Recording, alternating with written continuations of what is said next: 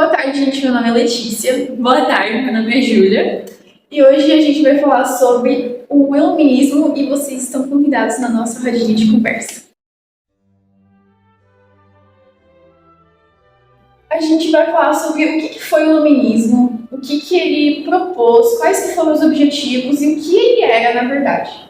Os principais pilares e o que o iluminismo pregava era a crítica ao absolutismo. O iluminismo ele criticava o absolutismo e essa concentração toda de poder no rei. Ele defendia os direitos naturais e ele também pregava e defendia a ideia de que esse poder absoluto devia ser dividido em 3 ramos distintos. E o principal de todos era que o iluminismo ele pregava a razão. Ele pregava que todo conhecimento ele tinha que ser de base científica. Ele tinha que ter fundamentos empíricos. Ele foi um movimento filosófico que surgiu no século ali 17 e 18. E muita gente ainda acredita nessa coisa de que o iluminismo ele se libertou, ele avançou da Idade Média, que é a Idade das Trevas, mas isso é mentira, isso é um mito. A Idade Média não foi considerada a Idade das Trevas, isso foi desmentido lá em 1930. Então, essa ideia... Bem, a principal fonte de conhecimento seria das experiências mesmo, né? Conhecimento em si. Conhecimento, porque nessa época as pessoas elas começaram a querer fazer mais descobertas, a querer fazer mais invenções, já que elas foram incentivadas a fazer ciência no iluminismo. Sim. Bom, para a gente entender como é que o iluminismo ele aconteceu de fato, a gente precisa entender o que estava acontecendo ali antes do iluminismo, para ele finalmente acontecer, para ele finalmente surgir. Antes do iluminismo, aquele período, tudo na sociedade em geral era baseado na religião, na igreja e na Bíblia.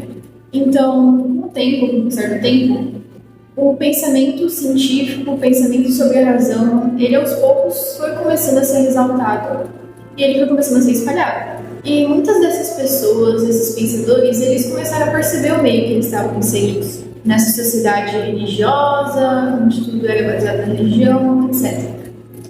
Então eles começaram a criticar justamente essa religião, essa doutrina, e aí eles fizeram tudo isso a fim de fazer uma revolução científica. Nessa revolução, lá no século XVII, eles criaram um método científico moderno, onde foi instituído nele as leis da ciência. Esse método científico moderno, ele passou pelas mãos de Newton, Galilei, Francis Bacon e Descartes. E ele foi evoluindo com o tempo e foi se adquirindo mais conhecimento e, no geral, naquela época, esse método científico e essa revolução ajudaram a despertar o espírito crítico dos europeus e também ao espalhamento, a favorecer o espalhamento dessas ideias iluministas na época. Os filósofos e pensadores da época, eles criticavam muito a superstição, o fanatismo e a intolerância religiosa, porque eles acreditavam que isso atrapalharia o mundo de se tornar um lugar melhor e um lugar mais racional, até porque eles defendiam a liberdade de expressão e a liberdade de pensamento. Além de questionar a fonte do conhecimento e das ciências no geral, o iluminismo ele também criticava a fonte de uma esfera política. Bom, ele criticava o absolutismo, que tinha essa concentração toda de poder no rei. E tinha as classes sociais e o rei fazia parte da classe dominante, ou seja, ele tinha um poder muito maior em função das outras classes, que eram as classes que estavam inferiores à classe dominante.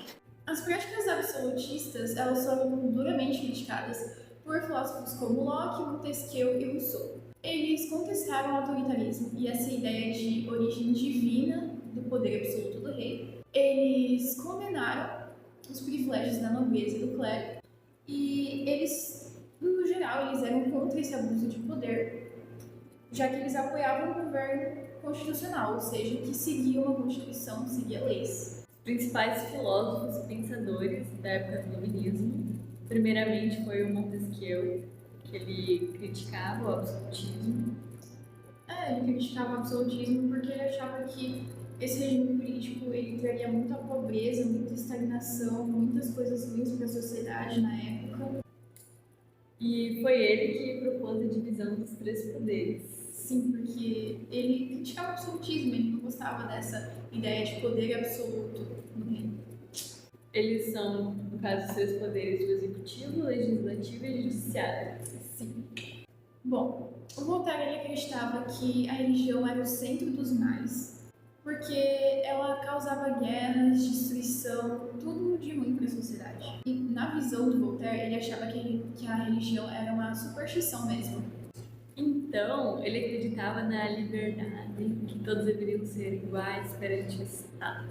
E também o Rousseau, que ele acreditava na pureza e bondade das pessoas, ele acreditava que a gente tinha isso, só que era a sociedade, nosso convívio e interação que corroía. No caso, ele ficava malvado por conta desse nosso convívio com as outras pessoas. Por conta dessas ideias, o iluminismo acabou se propagando, né?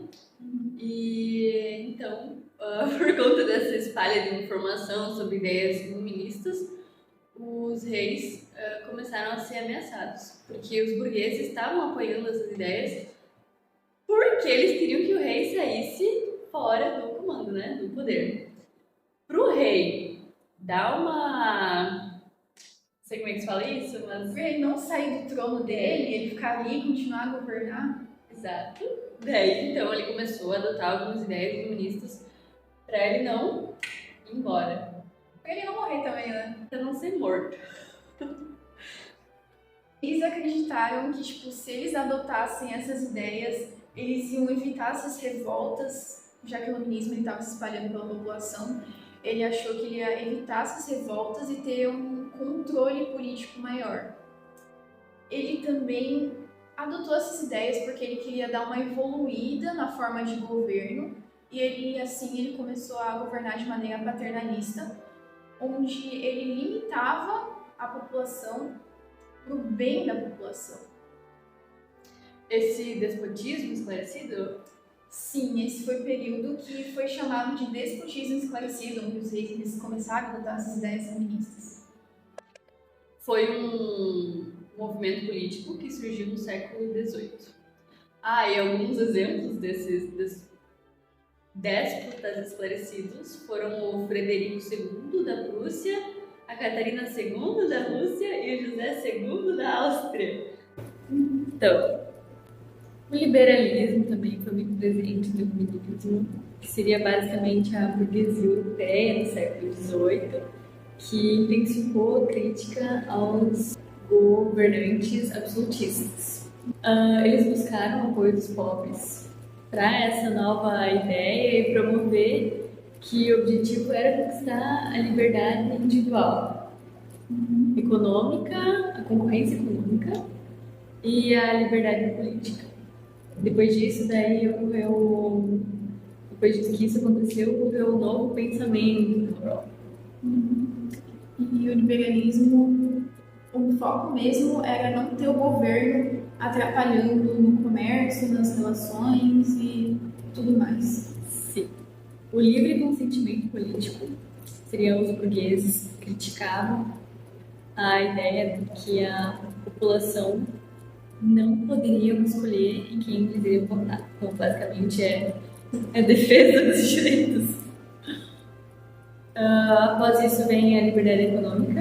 Eu não entendi o livre consentimento político. Os burgueses não queriam que tivesse democracia. Não, os burgueses queriam que eles pegavam o apoio dos pobres, né? E defendiam a ideia que eles queriam a liberdade de voto, decidir quem eles iam votar e ficar de olho nos governantes, que era algo que eles poderiam fazer antes. Nisso veio também a liberdade econômica, que os fisiocratas, eles criticavam os altos impostos, argumentavam contra isso a boa economia, e se os burgueses pudessem investir livremente na produção agrícola, a economia seria melhor. Com isso, veio a livre concorrência, que seria a argumentação que a gente poderia comprar e vender o que a gente quisesse. sobre as revoluções burguesas. No século XVIII, o pensamento liberal ele foi se espalhando entre a população. E nisso, a burguesia ela se aliou à população pobre. Com isso, com o passar do tempo, a Revolução Burguesa ela foi se espalhando pela Europa e os burgueses eles começaram a adquirir muito poder. Mas ao contrário da aliança com os pobres não adquiriram nenhum poder e não mudaram nada. Sobre o estilo Rococó, que se destacou no Iluminismo, ele é um estilo artístico que surgiu na França. Ele não demorou para se espalhar pela Europa. E ele se destacava por ser delicado, por representar a pureza e ter muitos detalhes, ser rico em detalhes. As obras, os cafés literários, né? As obras literárias, elas se intensificaram na Europa, na época ali do Iluminismo. Nisso surgiram os cafés literários. Na Europa se intensificou muito na época do Iluminismo, a literatura, e a arte. E então eles resolveram se reunir, todas as pessoas assim, num lugar e conversar sobre a literatura, a arte, política, tomando um cafezinho. E como o iluminismo ele foi um período que incentivou as pessoas a fazerem ciência, novas descobertas e novas invenções, como último tópico, a gente trouxe essas invenções que o iluminismo proporcionou. A principal invenção, e depois se tornou símbolo do iluminismo, foi a enciclopédia, por conter essas informações e conhecimentos da filosofia, ciência, arte, botânica, história e música, que foi criada por filósofos, cientistas e estudiosos, sendo o objetivo deixar registrados esses conhecimentos para as outras pessoas. Sim, espalhar toda essa informação para todo mundo. Sim. E além da enciclopédia, também foram inventadas outras coisas, como o balão de ar quente, as unidades de medida de tempo como Celsius e Fahrenheit. Foi também inventado nessa época as leis e os preceitos de Lavoisier, que nessa época ele também tinha descobrido os elementos novos. E o estudo dessas áreas envolvendo ciências e a classificação de espécies na botânica.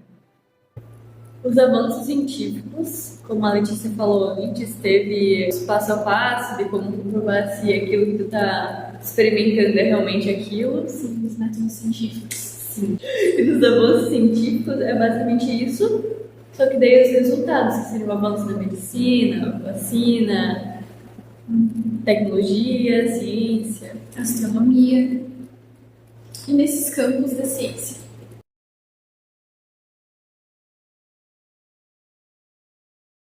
Pode fazer parte 1, parte 2, parte 30 já de tantos vídeos que a gente gravou.